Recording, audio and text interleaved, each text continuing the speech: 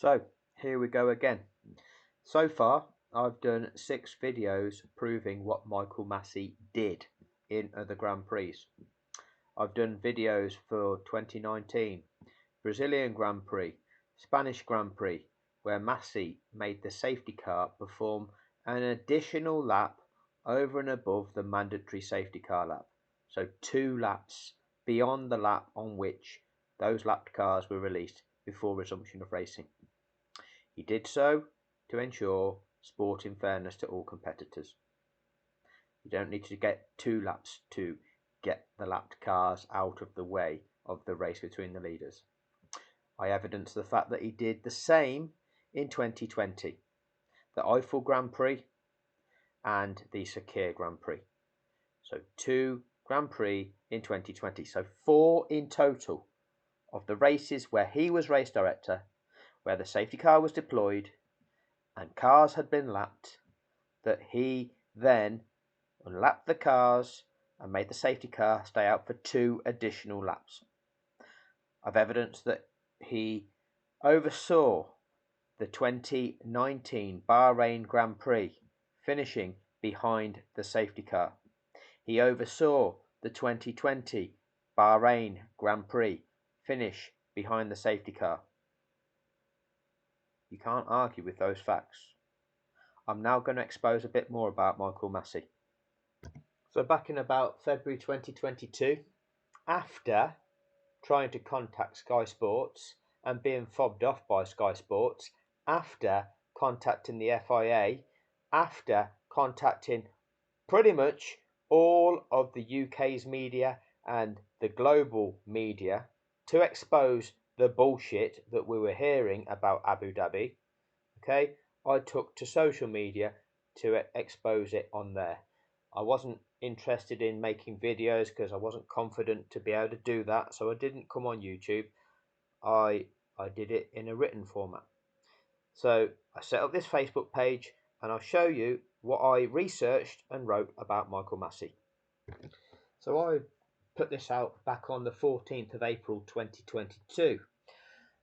Since then, my knowledge has evolved, my understanding has evolved, because that's what should happen in life. You should learn, and some of what I've written, I would change now, but I'm leaving it there as a record of what I wrote at the time.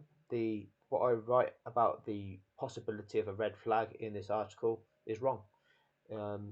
Throwing a red flag was something that Sky Sports were encouraging us to believe was a valid option available to him at the time, when that's not the truth. That was just a red herring designed to cause yet further debate and argument in the comment section, when the reality is, at every other Grand Prix ever, that situation wouldn't have been dealt with a red flag. So it wasn't one that you would throw in there for Abu Dhabi.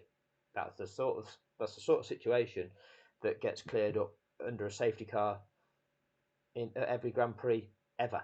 So if I scroll down, so the article was called Masi Part 2.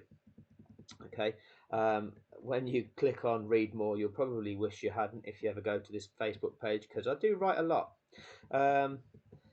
But let me scroll down to some of the important information. So Michael Masi, at the time he was race director, he was approximately aged 43, 44, which is a similar kind of age that you'd expect a top sporting official to be.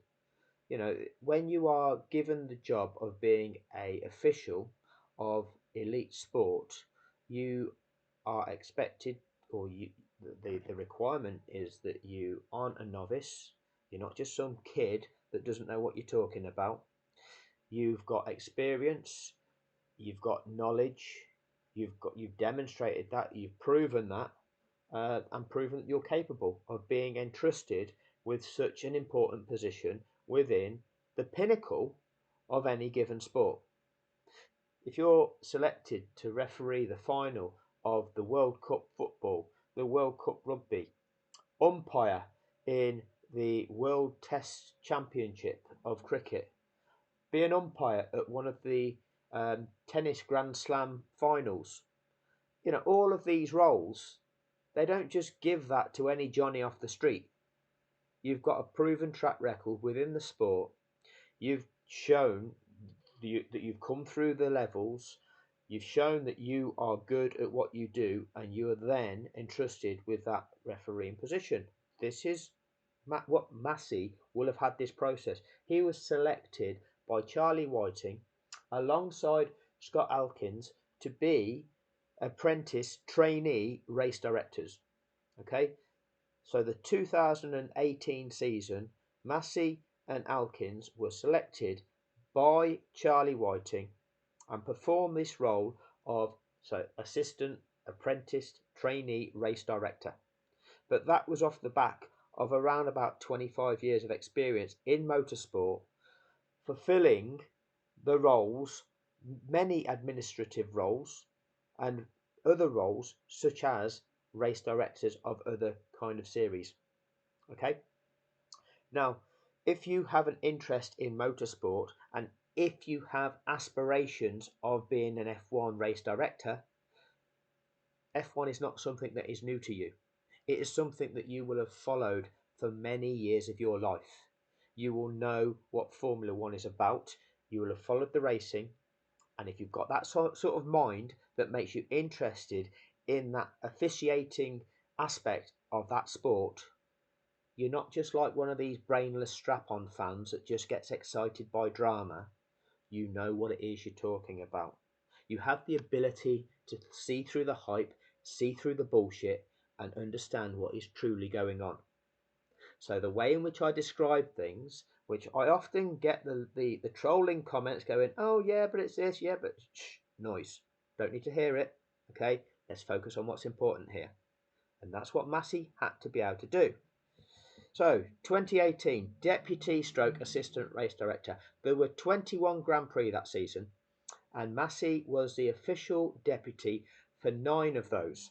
However, if you are in your trainee stroke apprenticeship year, it would be highly feasible to make this statement. You, even if you're not there in that official capacity, are likely to be at some of those events anyway, either performing another role or there to observe. And if you're not at those events, then you should be taking part in debriefs and analysis of each and every single one of those Grand Prix. Because if you're a top sporting official, if you're a Premier League referee, for example, for football, after every game week, there is a referees meeting when all of those officials get together, whether it be Zoom call now, whatever it might be, they get together, they talk through all the talking points of that game week, okay? They go through all the decisions that might be controversial and they form strategies for things that they need to focus on or clamp down on because they review things and they learn and then they apply them going forward. That is the way sports officiating has evolved. Okay, and it's been that way for some time. So it would be more than fair to assume that of those 21 Grand Prix that Masi was party to in 2018, he would have been either there or been in a debrief with Charlie Whiting and Scott Alkins talking about the major talking points of each of those Grand Prix and talking through each of the incidents and how they were dealt with. Okay? 2019 comes, and sadly, Charlie Whiting passes away on the eve of the Australian Grand Prix, which is the season opener. And as Masi was there and due to be the deputy for that race, he was promoted to race director and kept that role from there onwards. In 2019, he oversaw and was race director of 21 Grand Prix. 2020, race director of 17 Grand Prix. 2021, race director of 22 events and 21 Grand Prix. I call them events because Belgium 2021 was in no way a Grand Prix. In no way a Grand Prix. There was absolutely no competition. There was no sport. You have heard on my previous videos that even the commentators describe the deployment of the safety car as neutralising the race, meaning there is no racing going on. It is neutralised. In Belgium 2021, the cars followed the safety car onto the track, paraded around behind it for 2 to 3 laps, and then came back into the pits because they said, no, it's not safe to race. At no stage was there any racing whatsoever. There was no potential, no possibility of competing with the other cars on track. It was nothing more than a parade. There was absolutely zero part of that was a race. There was no sport involved. So that is not a Grand Prix. And at some stage, that race will be deleted from history and deleted from ever being recorded of being a Grand Prix. So Max Verstappen is going to lose that from his record of victories, because you compare his statistics with every other driver in the sport, none of them got gifted a Grand Prix victory for a parade win. Because who wins a parade unless it's a beauty contest? Anyway, 81 events, 80 Grand Prix. Okay, so this is the number of events we can reasonably assume that Masi would have overseen, and looking at them from the perspective of a race director, 60 were as actual race director.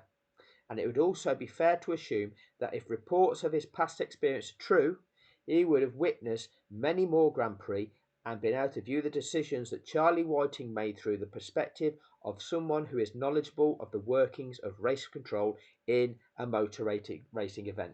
Now, I don't know if I put a link to it in here. Maybe I didn't. Yeah, there was an interview that he gave. I think it's Beyond the Grid. It's on YouTube. Beyond the Grid, the Michael Masi interview. Listen to it. Listen to the Beyond the Grid interview with Michael Masi. You'll hear what Masi says about himself. They're his own words. How he became race director in Formula One. Okay? So you can tell that this guy is experienced. He's gone through a process. So you can't claim he didn't know what he was doing.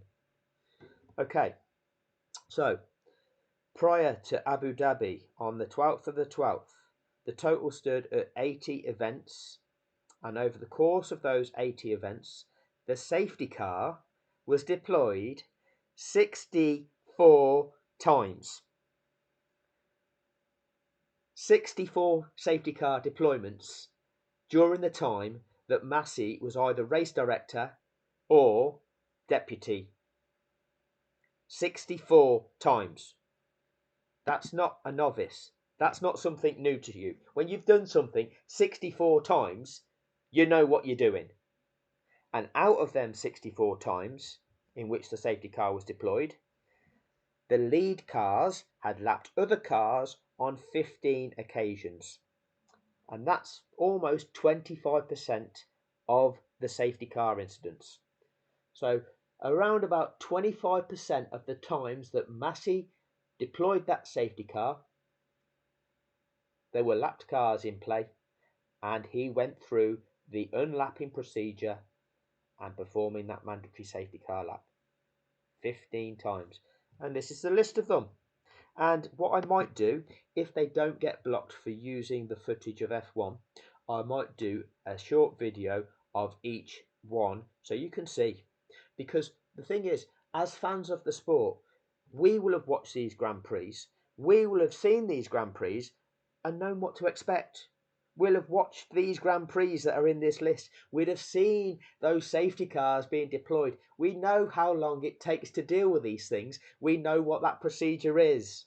We know how it works. We know you lose 5 or 6 laps out of a race when the safety car is deployed, and then they have to do the unlapping process. We've seen it that many times. Don't treat us like mugs. We know. And not only do we know, it can be evidenced in those videos. You can get onto F1 TV yourself and you can watch each of them races. I'll give you the list. Screenshot this list. Australia 2018, China 2018, Azerbaijan 2018, Great Britain 2018, Germany 2018. 5 events in 2018, all where lapped cars had to be released and they performed that extra safety car lap, which is mandatory. Okay, that was in his training year. And then when Masi was director himself, Spain 2019, where you've seen the video, you've seen he kept the safety car out there for an additional lap. Germany 2019, Singapore 2019, Russia 2019, Brazil 2019. Again, where you've seen the video, where you've seen him keep that safety car out there for an additional lap. And then you go to 2020, Austria 2020, Eiffel 2020, where again you've seen the video where he kept the safety car out for the additional lap. Emilia Romagna 2020, Sakir 2020, where you've seen the video. Azerbaijan 2021. Okay, and if you look, here is the list of complete laps lost. Okay, so if the safety car was deployed with the leader halfway around the lap, I've not counted that half a lap. Okay, I've only counted the complete laps lost from the point where the safety car was deployed until the point where race resumed. This is the complete number of complete laps lost in each of them incidents. And only twice was that number of laps 4. And that was Austria 2020, where only 4 laps were lost, but there was no accident there. It was a really simple clear-up operation. And the other one was Azerbaijan 2021. Okay, but the difference with Azerbaijan is a really long track, and therefore when the lap times are already long, when you lap behind the safety car at safety car speed, the time that elapses is a long period of time, so the number of laps, it can be all cleared up in a shorter kind of less laps are required. Let's say it's a 10-minute clear up operation, but most tracks behind the safety car, 10 minutes you'll do 5 laps, but at Azerbaijan 10 minutes you'll only do 4 laps. That's the reason. Okay, but it's still 10 minutes of time lost. Okay, and I've just made that number up, but it's there or thereabouts as a ballpark. So this is what we know. We were, anybody that's watched Formula One, you've all seen this. You know, you've not actually kept track of the data, because who does that? But this is what you've seen. Okay, so at each of those 15 Grand Prix, and this is prior to Abu Dhabi, the correct safety car procedure was executed by race control. And we know what race control is. We've seen the pictures of what race control is. It's not just Masi sat there in a little hut on his own, getting messages and phone calls right, left and centre from Christian Horner trying to teach him the rules of the sport. Okay, it's not that. It's a big room with a load of screens and at least 10 other people in there. Okay, and then 10 people have seen this process happen time and time and time and time again. They've seen those 64 safety car deployments that Masi did or was party to. They've seen these 15 safety car situations where there were lapped cars and the unlapping procedure has happened. I can take you through the ones where Derek Warwick, the Great White Hope, was the steward at them events and is watching this safety car procedure. I've got footage of that. Okay, this is the level. They all know in the FIA. It's not just Masi. It's not just Masi. They all know. Okay. So out of the 15, only 2 took less than 5 laps post the incidents before racing could commence. One was not an accident, just a broken down car that needed moving, so a simple clear up. The other was Azerbaijan, and the equipment required to deal with the incident was pretty much already on hand, and additionally the time taken to complete each lap was relatively high at around 1 minute 45 per normal lap, hence significantly slower under safety car, enabling the procedures to be carried out in fewer laps.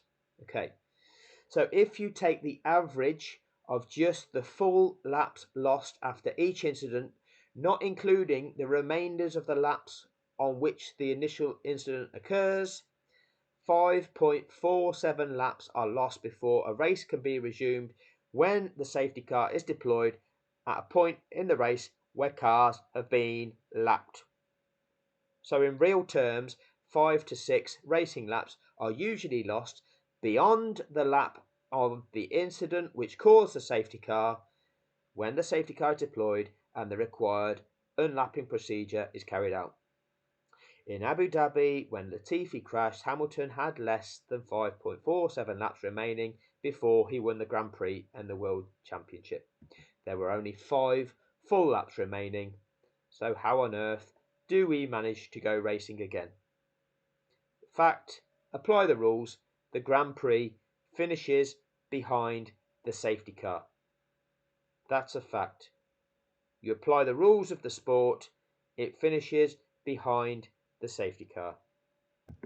I've scrolled down a bit and I'll read through a bit more, but like I say, the bit about the red flag, it's not valid. My knowledge has evolved since I wrote this, but like I say, now we come to Abu Dhabi, the 12th of the 12th, 2021. Masi's 81st event as an employee of the FIA, Masi's 69th event as either race director or official deputy, Masi's 60th event as actual race director. I would suggest Masi has accrued enough experience for that factor not to cast doubts over his competency by this point.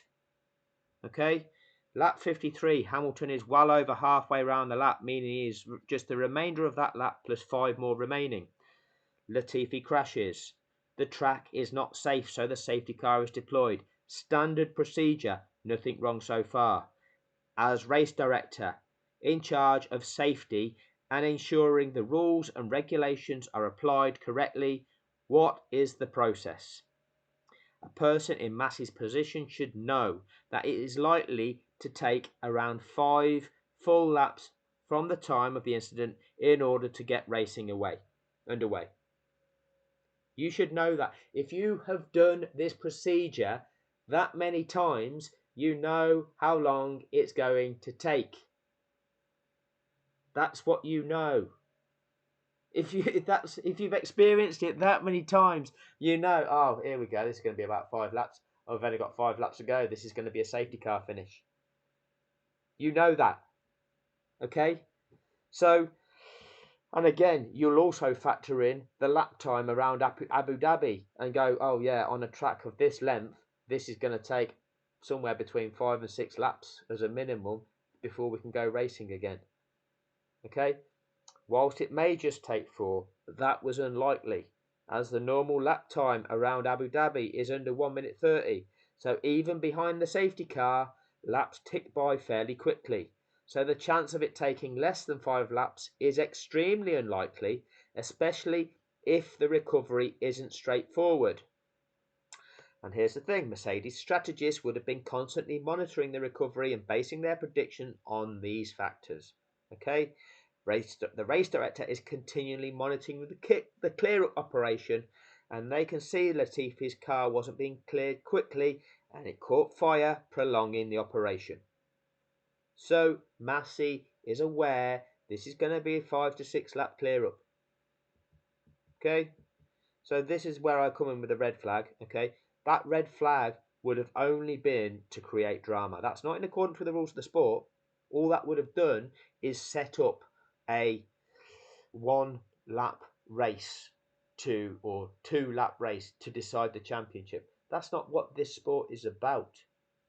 Okay, we saw it at I think it was the Australian Grand Prix this year, where with a couple of laps to go, they threw a red flag because there was gravel over the track. Rather than let the race finish behind the safety car, they threw a red flag just so that event could be settled with a 1 or 2 lap race off at the end. And then at that restart, it was carnage, multiple pile-ups, and eventually, didn't they just rewind the result back to what it was before the restart? It was a mess, a total mess, but all manufactured just for drama. And a Grand Prix is not about who's going to win over 1 lap. A Grand Prix is who's going to win over a race distance of 320 kilometers or whatever it might be. That is what a Grand Prix is. Okay, you don't do 310 kilometers or 315 kilometers and go, oh, actually, let's just stop it there. Let's bunch everyone back together and let's just see who's going to win over 5 kilometers, shall we? Instead, let's just do that. That's not what this sport is. If that's what excites your children, pick a different sport, okay? Because Formula One isn't that. But this is what Liberty Media are trying to turn it into. This is what they pay Sky Sports to get you all excited about, to make you think anything can happen. Wow, safety car, anything can happen. Are we going to get some racing? Are we not? When really you can just go, no, look at the rules of the sport. That's not going to happen, is it? Because that's when I'm watching Formula One. That's the way I listen to it. I look at the situation. I don't listen to the bullshit. I don't listen to Brundle and Crofty because straight away I'll hear it and go, nah, that's bullshit. I know what can go on in this sport. I know how things work. And what you're saying is bollocks. And this is how it's going to be. And that's what I said when I was watching Abu Dhabi. And the people I was watching it could actually testify to that. And then we saw the manipulation. Then we saw the cheat. And along the lines, we're getting the same old hype and the same old bullshit from Brundle and Crofty. Paid to actually get the crowd to believe anything can happen. So I'll go on to say anyway, resuming racing without allowing the lap cars to unlap hasn't been done in at least 4 years of Masi's tenure, if ever. Now, I hadn't done as much research then as I have now. So I know now the last time that lapped cars were left in situ. And I'm going to do a video about that. And I'm going to show you exactly how long Martin Brundle and David Croft have known about the rules. And they've been lying to fans of the sport ever since. Okay? So, no team could reasonably expect for it to not be enforced on this occasion. And that's resuming racing by not clearing the lap cars. It's not allowed. And it's not been done for years. And I'll show you exactly when that was. I'm going to do a whole video on that. It's incredible. Anyway, Masi can see Verstappen had been out of pit for new stuff. Okay? Masi can see that Hamilton couldn't. Masi knows that if the race were to restart with the cars in these conditions, Verstappen would be significantly advantaged. Okay? He knows all them things, and he enacted the cheat. He broke the rules. He knew the implications of breaking them rules. And that's called fixing it. Masi decided to work on something else. Masi listened to Horner, head of the team he ultimately helped. Masi listened to his chum Wheatley, another chief in the team he ultimately helped. Masi decided to break the rules. Masi decided to ignore all other competitors in the race other than the front two. All other competitors were left languishing behind lapped cars. Some were put an entire lap behind the car they should have been able to challenge for position. Masi decided to illegally manufacture a one-lap shootout between just two cars, which no rules of a Grand Prix permit. Masi decided to set up a race-off between a car on 44-lap old hard tyres versus a car on fresh soft tyres. Masi knew there was likely to be only one winner. We all knew that. The TV commentators even called it real time after Verstappen had pitted for soft. So again, this bit about the red flag, forget that bit. What were you working on, Michael Masi? You were working on the public flogging of Lewis Hamilton. You were setting it up on the instruction of the Red Bull team for Hamilton to get destroyed and for Verstappen to emerge as victor. You were working on setting up the turkey shoot, Michael Masi. You are corrupt. You're a cheat. You know what your actions and decisions would produce. You knew that Verstappen could not be challenged from behind, and you knew that Verstappen, due to the tyres, was strong favourite to win that skewed nonsense of a lap. No part of that lap set up conformed to the rules of a Formula One Grand Prix. It was not a human error in any way. It was calculated race fixing. The only good faith you displayed was to Christian Horner, your chum Jonathan Wheatley, and their boy Max Verstappen. There was no good faith shown to Lewis Hamilton and Mercedes when you royally shafted them and then had the audacity to taunt them by repeating your chum Wheatley's words, Toto, it's called a motor race, we went car racing. There was no good faith shown to Sainz and Ferrari in blocking them from challenging Verstappen for second by leaving two lapped cars in the way. There was no good faith shown to Norris or Ricciardo at McLaren in not giving Norris any chance of catching the car he should have been able to challenge ahead of him, and leaving Ricciardo an entire lap behind the cars he should have been able to challenge for a top 10 position. There was no good faith shown to any of the other teams or drivers in artificially fixing their race chances, in neglecting them in setting up that final lap, and I could go on, and you've seen my videos. Okay, you are not alone. The four stewards then allowed your corrupt actions to stand. The FIA have not overturned the corruption. Okay, so you know, I do go on. Just the notes that I then made at the out. Okay, it is due to corruption. Masi age 43, 44, which is comparable to other elite officials at elite level sport. Okay, so you can't level his age as being, oh, he's inexperienced. No. Masi's experience of 81 Grand Prix, that displays a standard competence. Okay, you can't claim that he was inexperienced. Okay, it's comparable to others that are entrusted to officiate at the highest level, not something that can be cited as a reason for failing in his duties. Okay, that was note 3 about Belgium not being a Grand Prix. Oh, here's the thing, and this is something I'd love to see go viral.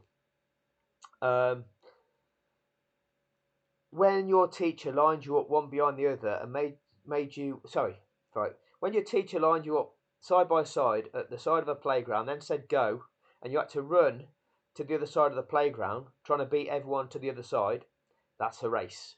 The winner wins. When your teacher lined all of you up one behind the other and made you walk back to the classroom but told you nobody was allowed to change position in the line and you need to be on your best behaviour to impress the onlookers, that's a parade. Nobody wins a parade unless it's a beauty contest or constructed to fulfill somebody's agenda. The bit that I'd love to see go viral, I'd love you if you've got two young children, if you've got, maybe they're 4 and 5, take them outside, do a video recording and say, kids, we're going to have a race, and then just line them up one behind the other, take them on a walk, and then stop them and say, right, you at the front, you've won, and you that behind, you came second, and video their reactions. Video their reactions. If they start jumping around whooping in celebration that they think they've won something, the first one thinks they've won something, try and trade them in. Okay, beware. You've got to. Well, actually, it's not the kid's fault. I blame the parents. I blame the level of nurture that they've received for reacting in such a way. Okay, they're likely to grow up a strap-on fan. Okay, so you've got problems in store for you if your kid reacts like that. If your kids just give you a blank look as if to say, what the fuck are you going on about? You've got good kids there. If you've got kids that actually question and go, what are you talking about? That wasn't a race. How can you say somebody's won? Then you've got decent, intelligent kids. And I'll go on to talk about officials being selected to referee other global events, other elite level sporting events, and the level of experience, the level of competence that the officials have. I talk about twats in the comment sections because, again, strap on trolls. Here we go. I'll still go on. I like writing. Now I like talking. So this one here, this was on my personal, my change Formula One 2021 page. This is just the reactions on this page. 396 comments, 165 shares. So when this gets shared, I get all the reactions from all the other Formula One pages that this has been shared to. So this is a tiny fraction of the reactions, and I get trolling from all of these pages that this is shared to. Okay, this is the ha laughing face emoji. So I've had it all year. I've had it for 18 months. So you twats that are on here thinking you're outsmarting me, keep going, keep going. I've had it all 18 months and there's not been a single person that can disprove what I'm saying. And the rest of what you're coming out with is noise. It is noise that does not disprove the fact that Abu Dhabi was fixed and the 2021 season therefore was fixed. It's as simple as that. And actually, all the rest of the noise that is being produced by the trolls, I can rubbish every single aspect of it. And when I get the time to, I will. Okay? Just for fun. Just to blow these twats out of the water because they're just fools. Absolutely mindless, brainless fools that have listened to Christian Horner. They've got something that they like. Oh, I like Max Verstappen. They gave Max Verstappen the win, so I'm going to try and make every comment to validate that I can. But you know nothing. You've been conditioned to believe that because it's something you want. And you fail to see the facts and you fail to see the truth. And you're brainless. But like I say, you'll keep trolling. But it's what it is. It's like a fart in the wind. Anyway, that is Masi. Coming up will be part 3 of the 8-part series about the mechanics of how Abu Dhabi was fixed. So look out for that one. Thanks once again for listening, and I'll be back soon.